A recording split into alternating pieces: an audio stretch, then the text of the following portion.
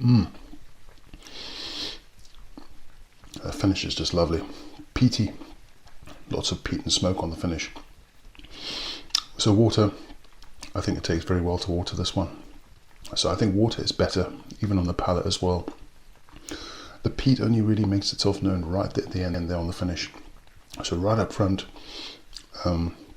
getting loads of citrus, lots and lots of lemon on this one. Well, good day everybody, and welcome to my channel, Whiskey Journey. Today I've got another single malt Scotch whiskey review for you guys. So we're going to be looking at this wee sample in the middle, and this is from the Glenglassaugh distillery. And on my bottom my left is for my next review. So this is a Jura 27-year-old from Whisky Sponge. Right, so on to this wee sample. So just a bit of information about the bottle. So this is bottled by independent bottler Dramfool. As I said, it's from the Glenglassaugh distillery, 11 years old, peated, and cask maturation was 4 years in a bourbon hogshead and 7 years in a refill sherry hogshead. As you can see, the colour is quite light, so it'll be interesting to see how much influence we get from that sherry cask. Bottled at 56.3% ABV, and I believe it's non-chill filtered, natural colour, cask strength. Okay, so we'll just get straight onto the tasting notes. I must be honest, I haven't had too many Glenglassaughs, well, official bottlings anyway, but let's see what we get on the nose with this one. I'm interested to see if we get that coastal element and peat.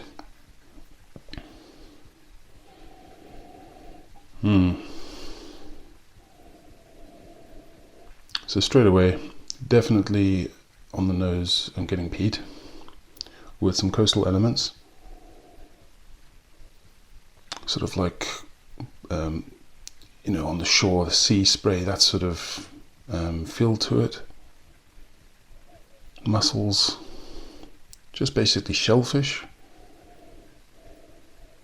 and beyond that peat and coastal notes, we're getting some really nice fruit. I'm thinking more of the citrus end. I'm picking up some oranges. There is a lemon there too. A little bit of earth, a little bit of rich soil.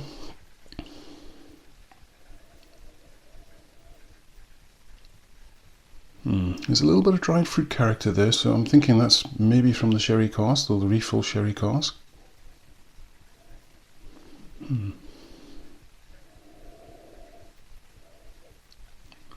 Some more of that earthy soil coming out. Now, the peat element in this definitely doesn't feel like it's from Islay. It doesn't have a real like medicinal quality. I'm thinking more on the lines of if you've had any peated Benriach before, it gets sort of that Highland peat feel to it rather than the Islay peat, if that makes sense. A little bit of wood from the cask, a little bit of wood.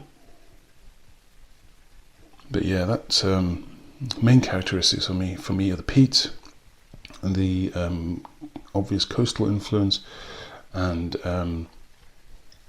yeah, that rich soil that comes out with the citrus notes that I mentioned already. Okay, so let's just have a wee taste then and see what we get on the palate.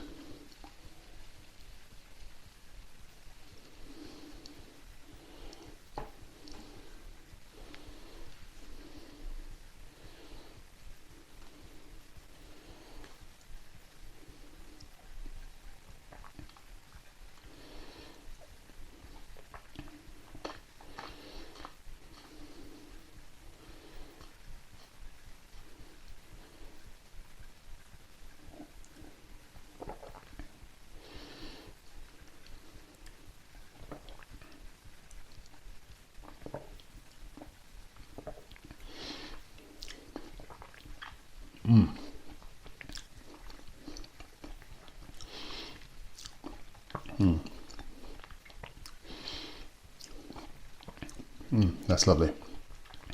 Really nice finish actually.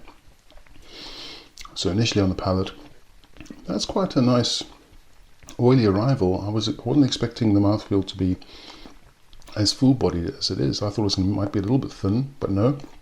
Nice full mouth body. Oily arrival. The first sort of an initial palate I get the peat initially. Dry Highland style peat.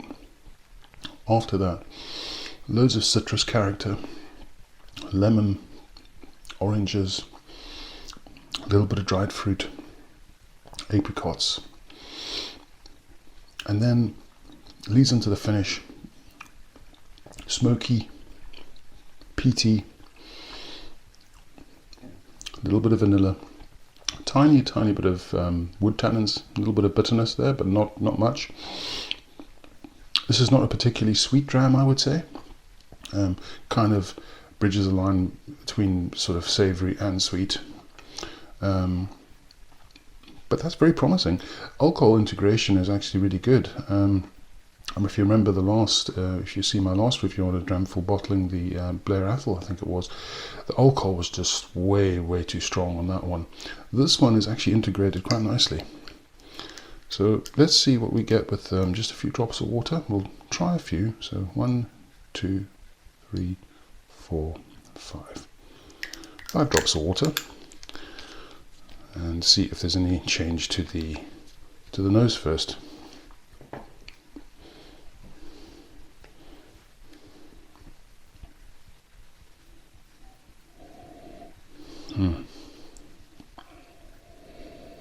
Okay, so that's actually freshened up the nose a little bit. The nose was a tiny bit closed at its full strength, but yeah, that's definitely wakened up especially the citrus. Right, so now at full strength, I got the peat first, and then sort of the citrus nose came out. Now, with that little bit drop of water, those few drops of water, yeah, definitely getting now more of the citrus notes coming out first, and then the peat behind that, which, to be honest, I prefer that. That's just me. And it's also brought out some more vanilla notes, I think, as well. A bit of caramel as well. It's definitely feels a bit sweeter now on the nose, but I'm still getting the sort of sharper citrus notes like the orange and the lemon. A little bit herbal as well. That rich soil element as well is there. Definitely a bit of caramel fudge almost on the nose. So the rich soil nature has been pushed a little bit. So perhaps not quite as prominent on the nose as at full strength, but I think I prefer the nose with water, to be honest. I think it just freshens up this dram a wee bit and makes the more, the citrus notes pop a bit more. Really nice. Okay, so let's just try this now with the drops of water.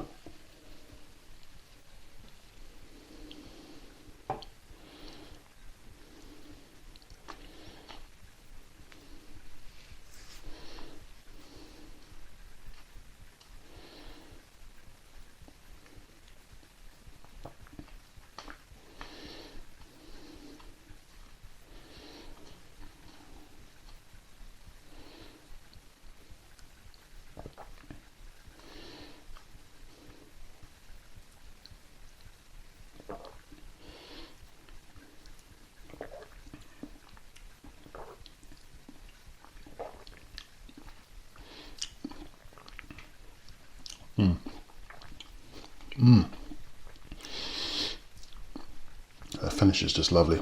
Peaty. Lots of peat and smoke on the finish. So water, I think it takes very well to water this one.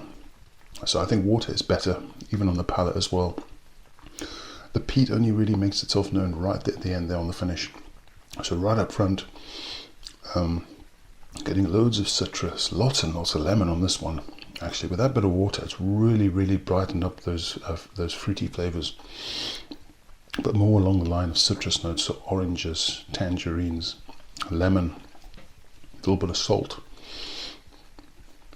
and then that dry Highland style peat right at the end with a bit of smoke, a little bit of vanilla coming out. Wood tannins are still slightly there as well.